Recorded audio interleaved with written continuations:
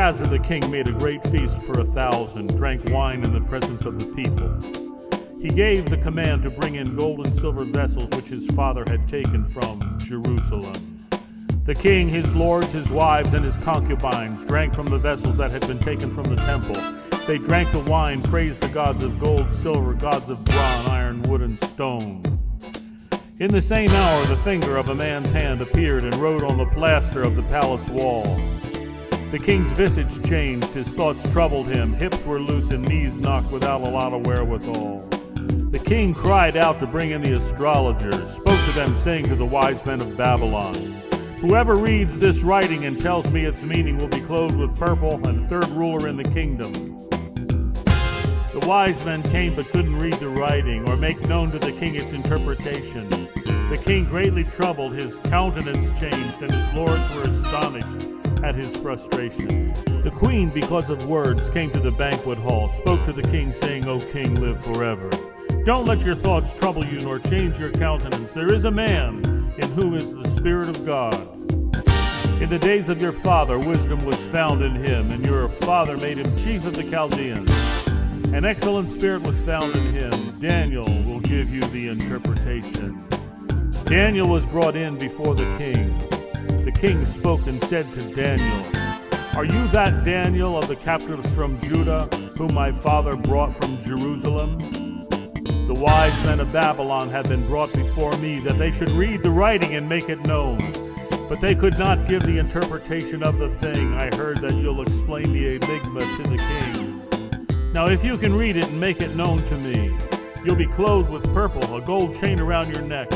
You'll be the third ruler in the kingdom of Babylon. You'll be rich. You'll be given a blank check. Let your gift be for you. Give reward to another. I will read the writing and make known the interpretation. O King, the Most High God gave your father glory and honor, whose nations trembled before him.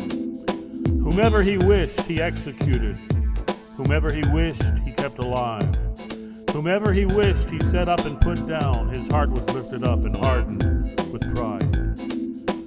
Driven from men, his heart was like a beast's. He dwelt among the donkeys, fed like an ox. His body was wet with the dew of heaven, till he knew God rules in the kingdom of men.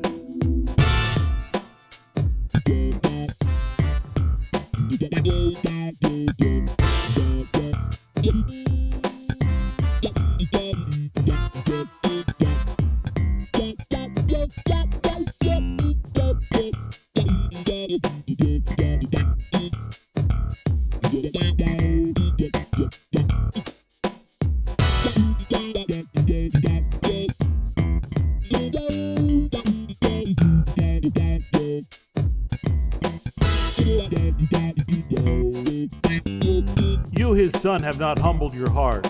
You knew all this and lift your heart up against heaven. They've brought the vessels of his house before you, and your concubines have drunk from them. You praise the gods of silver and gold, which don't see or hear or know or understand. And the God who holds your breath in his hand, you've not glorified the high command. Then the fingers of the hand were sent from him, and this is the writing that was written thereon. The inscription that was written on the wall, Mene, Mene, Tekel, Upharsin. Mene, God has numbered your kingdom and finished it. Tekel, you've been weighed in the balances, found wanting. Perez, kingdom divided, given to the Medes.